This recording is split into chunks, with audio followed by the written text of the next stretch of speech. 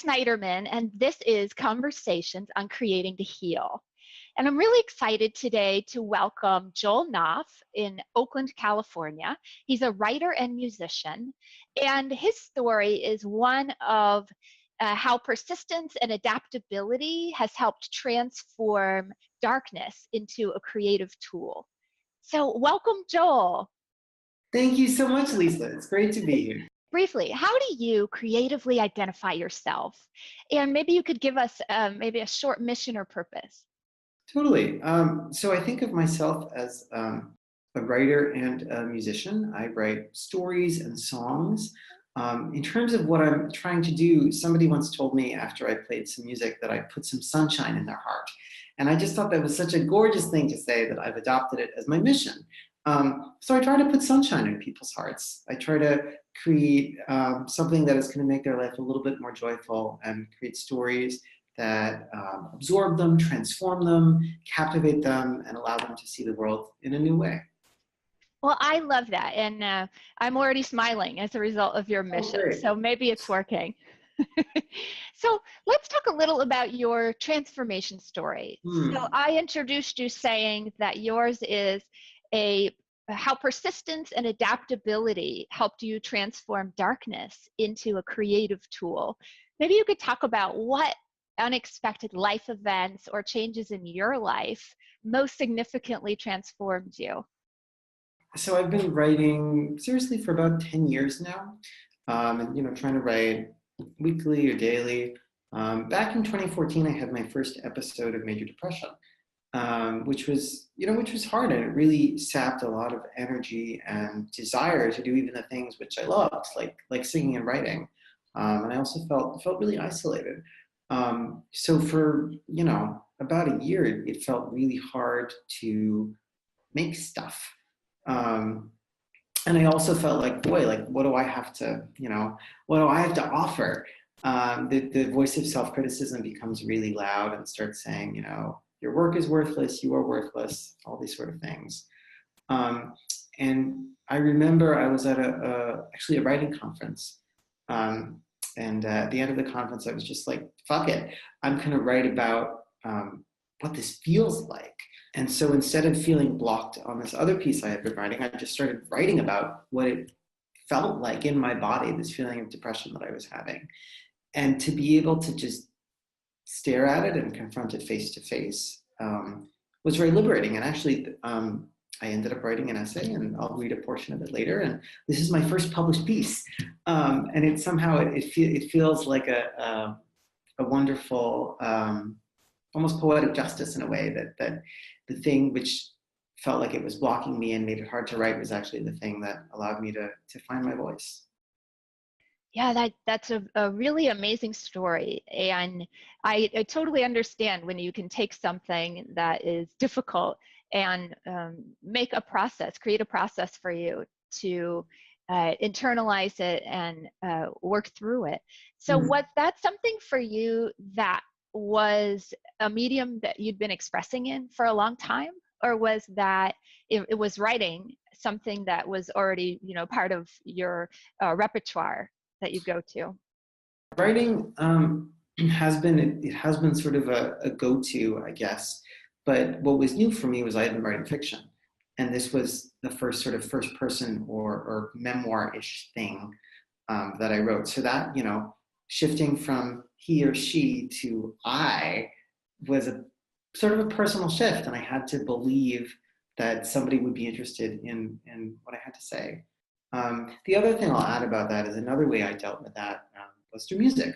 And similarly, I write these happy, bubbly kid songs, and I was like, oh my God, how I can't, I'm not gonna write a song about depression for kids, although maybe one should.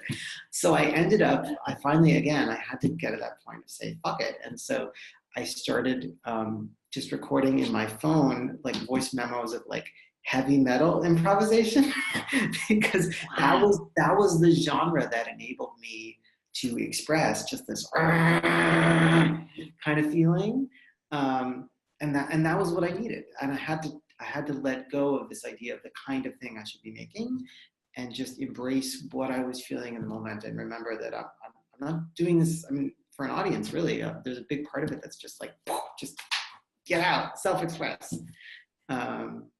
Yeah, I hear what you're saying. It sounds like you're saying there's a medium that you haven't done a lot of, you hadn't had a lot of experience with it, Right. but that was the medium that was calling you in order to help you Exactly. heal. Yeah. So let's talk about that healing a little bit. So for Yeah. you, how does that happen? How do you experience that healing? Maybe it's Oh, it's something a good, spiritual, maybe it's physical. yeah. People can experience things in different ways. Yeah, it's a really good question. I think it operates on multiple levels. And then I think there's just the immediate in the motion release of just getting something out. And then, especially when you're writing, there's a feeling that, like, if you can write about it, it gives you a sense of perspective or a sense of distance, and it almost a measure of control over it. Um, and then thirdly, I think I was able to like share that with people and read it to people and to have them listen to it and begin to understand better, just enables closer connection between people and a little bit of just validation, understanding, empathy. So I think it really heals on multiple levels. Yeah, that makes sense. Yeah. Well, I want to invite you right now, since you've been talking about this transformation that you've had, I want to invite you to read some of this essay Oh, and totally. share with our viewers maybe a little piece of something that was meaningful for you, and then talk about why it was helping you to transform or heal. Field notes from depression. It's like having a small box inserted surgically in my chest, about an inch above my belly button, 2 inches below my last rib, in that soft, squishy spot where you get the wind knocked out of you by a soccer ball. I call it the black lacquered box. Separating the bottom half of the box from the top are 2 thin strips of vulcanized rubber, which touch like taut black lips. I think the box might be stuck or submerged in something gelatin-like, because my abdomen feels liquid and squishy. The box is opening. I'm scared of what's inside. Sometimes the box feels so heavy I think it will drag me down with it. It's like a 10-pound weight in my abdomen, barbells on my hands, manacles on my legs. It's so heavy I don't want to get out of bed. I can't get out of bed. I don't want to move. And then a switch flips, and instead of heavy, I feel hollow again. I feel like I've just had a bad breakup, even though I haven't. I can't even remember why I'm sad. And that, of course, makes me sadder. I have trouble putting on my shoes, which I double knotted because the shoelaces keep coming untied. Now I can't unlace them. Who knew a shoelace could be a coiled viper? This feels inordinately frustrating, and it could ruin my day. For some people, depression manifests as a feeling of numbness. For me, it's not entirely like that. I feel things intensely in the soles of my feet. I will nakedly take off my shoes and walk on hot asphalt, pebbles be damned. Rolling around on a tennis ball or a lacrosse ball feels good, especially for the arch between toe and heel that gets all tensed up. There is one thing that gets me through the numbness, though. One chink in the armor. Romance novels. I may resent a couple kissing adorably on the street. There may be no love in my life right now, but boy, when I read about a young couple falling in love, it gets me. It warms the cockles of my heart. Yoga also helps. When I'm lying in Shavasana after a particularly intense yoga class, sometimes I'm able to visit a place where things calm down. It's a dark, underground chamber with thick stone walls. I call it the stone room, after the lyrics in that Billy Joel song, And So It Goes. In every heart there is a room, a sanctuary safe and strong, to heal the wounds from lovers past until a new one comes along.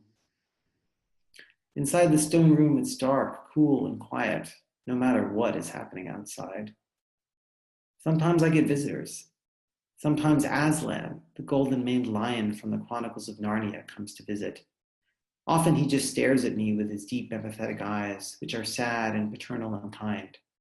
He rarely speaks, but when he does, he calls me child and tells me what I need to hear. Then he pads into the darkness at the edges of my vision, leaving me in the stone room.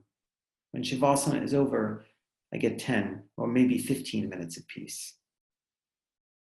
I liked the journey that you took me on. I Mm, felt like I got a description of the feelings mm, and the colors and the textures mm, that you were going through. But I also liked how you took me out. There wasn't just I wasn't left in a sad place. I was left in a more yeah, hopeful, inspiring place. Uh, yeah. I liked how you even sang. It gave me a better understanding of the complexity of this one emotion and this one feeling and Mm, how one, can process it. So thank mhm. you for sharing that. So Joel, thank you so much for taking time to share some of your story with us. And I really got a better glimpse into your human spirit, so to speak. So Mm. is there anything that you might want to share with somebody who's going through something similar? It could be life lessons. It could be just final words that you want to impart. Advice I would give is you are not alone. You're not suffering or struggling in silence. There's a whole group of people, like the group that you've created, Lisa, here to support you and to support each other. Keep going. Don't give up. If you're not able to do something in the way that you were able to do it before, maybe you can find a new way of doing it. If you want to write and you're blocked on writing short stories, maybe you can write a poem. Or maybe you can write a sentence. It's one word after the other. Continuing to be adaptable about how you create. I love it. So Yes, basically, to sum up, we're not alone. Uh, find new ways to create and don't give up. exactly. Yeah. Yeah. Well, thank you, Joel. It was really nice to have you on Conversations to Heal today. Thank you. It was a pleasure, and best of luck to you.